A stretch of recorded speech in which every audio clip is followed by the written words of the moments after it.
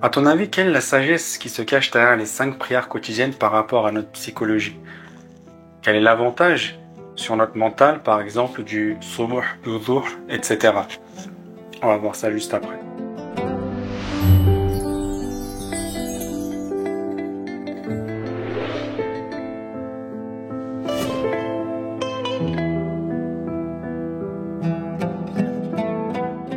رب اشرح لي صدري ويسر لي أمري واحلل عقدة من لساني يفقهوا قولي. Alors, bienvenue à tout le monde, mes frères, mes sœurs. Aujourd'hui, comme j'ai dit dans l'intro, on va voir quel est l'avantage des prières quotidiennes sur notre psychologie, sur notre mental. Donc je vais prendre 5 exemples et on va voir par rapport à ces 5 exemples quel est l'avantage des prières, en tout cas de l'horaire de prière qui convient le mieux. Alors du coup, tout le monde, je pense que on sera tous d'accord si on dit que on se sent faible, on n'a pas la puissance de maîtriser tout.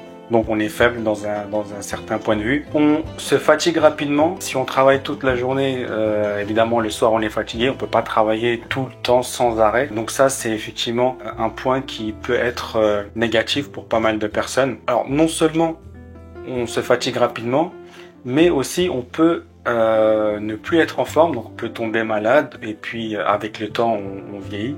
Donc on perd de nos forces. Et on n'est plus en pleine forme quand on est jeune. Et puis malheureusement, bien sûr, personne ne peut nier qu'une personne soit croyante ou non, eh bien on meurt tous. Et puis, donc ça c'est une des frustrations, c'est une des frustrations, une des peurs qu'a l'homme naturellement de par sa création. Et cinquième point que l'on peut soulever par rapport à notre psychologie, c'est que eh bien, non seulement on a peur, donc dans le 4e exemple, de mourir, mais en plus, on a envie d'être infini du coup. Donc c'est le 5e point qu'on peut dire que les prières quotidiennes, eh bien, ont l'avantage d'avoir une réponse à ce dernier et ces 5 points qu'on vient de voir. Alors, les remèdes, on a dit dans un premier temps que on se sentait faible. Donc intervient du coup la prière de l'aube, la prière du subh. L'humain se sent faible, on se sent tous faibles, tous on a peur aussi de ne pas avoir assez de force pour dans la vie d'une manière générale, d'une manière large, mais aussi d'une manière un peu moins large chaque jour. Donc qu'est-ce qu'on fait? Qu'est-ce qu'on a besoin? On veut de la force. Et comme on se sent faible, donc qu'est-ce qu'on fait? On se réfugie vers l'être qui a de la force, vers l'être qui a de la puissance. Non seulement c'est l'être, il est seul, mais il est aussi unique. Donc qu'est-ce qu'on fait dès qu'on se lève, avant même que la journée commence? Eh bien, on a besoin de prier, de se tourner envers Allah, en se réfugiant auprès de lui et en demandant qu'il nous donne assez d'énergie, assez de puissance, eh bien, pour commencer la journée et puis attaquer toute la journée. Donc, on commence notre journée, on travaille toute la matinée. Arrive le moment où le soleil est à son zénith, donc la prière du juste après-midi commence, le dhuhr. Donc qu'est-ce qui se passe dans notre mental à ce moment-là? Une fois donc on a attaqué la journée, toute la matinée, on a travaillé pendant plusieurs heures, suivant quand est-ce qu'on commence, 3, 4, 5, 6 heures. Eh bien, on est peut-être un peu trop focalisé sur notre journée, sur notre travail, et en plus, eh bien, avec la journée qui arrive à sa moitié, on perd un peu de notre conscience, on se focalise un peu trop peut-être sur le matériel, donc on a un besoin de rafraîchir notre psychologie, notre mental, notre esprit. Donc l'avantage de la prière du dhuhr sur notre psychologie, c'est que ça nous défait un peu de ce monde matériel passager et on se rappelle, on se réfugie une nouvelle fois auprès de Allah, de l'être qui est seul, qui est unique, qui est le vrai vivant, parce que nous, on est vivant, mais c'est Allah qui nous a créés, donc on est vivant parce qu'il nous a donné la vie. Mais Allah est vivant depuis toujours. Il n'a pas de début, il n'a pas de fin. Donc, on fait la prière du dhuhr et on s'est réfugié auprès d'Allah, ça a donc cet avantage, ça a donc ce bénéfice psychologique. Alors, troisième point qu'on avait dit de la psychologie humaine, c'est que, eh bien, on a envie d'avoir tout le temps de l'énergie. On veut pas arrêter d'être en pleine forme. Et pourtant, on tombe malade. Le temps passe, on vieillit. Eh bien, c'est là qu'intervient la prière de l'après-midi, la prière Asr. Alors, qu'est-ce qui se passe à ce moment-là de la journée et donc l'avantage de cette prière-là quotidienne? Eh bien, l'après-midi, c'est le moment où la journée commence à toucher à sa fin. La plus grosse partie de la journée est derrière nous. Et même nous, en tant qu'humains, physiquement, on commence à perdre de la force. Alors, qu'est-ce que nous dit la prière de Asr? Eh bien, au lieu d'être triste, il nous dit d'une part de regarder ce qu'on a fait derrière nous et d'avoir une certaine gratitude par rapport à ce qu'on a pu faire dans cette journée. Cette gratitude, bien sûr, elle est tournée vers Allah, vers celui à qui on doit toujours et uniquement avoir de la gratitude grâce à tous les bienfaits qu'il nous a donnés, donc par rapport à une vie dans le passé et par rapport à la journée, donc par rapport aux prières quotidiennes, ce qu'on a pu faire dans la journée. Donc on fait la prière de Asr, de l'après-midi, et puis ça nous rassure un peu dans notre mental. Au lieu d'être triste, eh bien on est reconnaissant. Au lieu de perdre, on ressent qu'on perd de la force, donc on se réfugie vers l'être qui n'est pas concerné par le fait de perdre de la force. C'est le Tout-Puissant. Alors, arrive la prière du soir, donc la prière de Maghrib. On avait dit sur le 4e point que, eh bien, on veut non seulement vivre éternellement, mais aussi être jeune éternellement.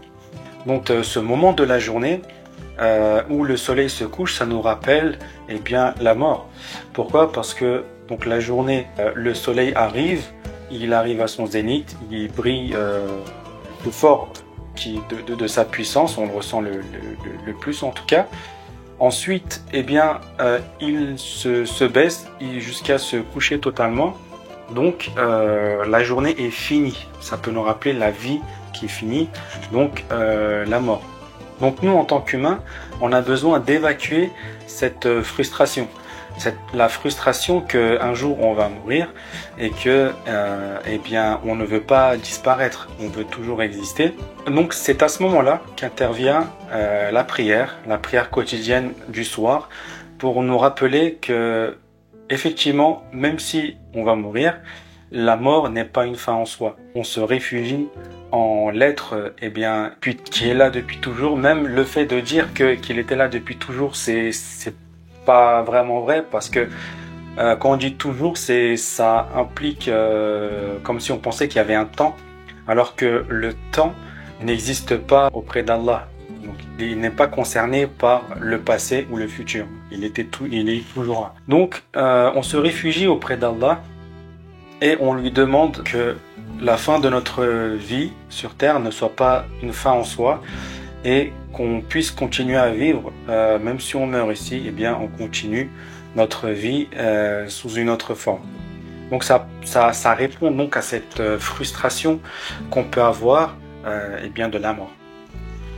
Donc 5e point psychologique qu'on avait soulevé au début, c'était peut-être pas très clair, j'avais pas envie de tout dévoiler dès le début, donc j'ai essayé de rester un peu de faire durer un peu le suspense par rapport aux mots que j'avais choisis sur les points.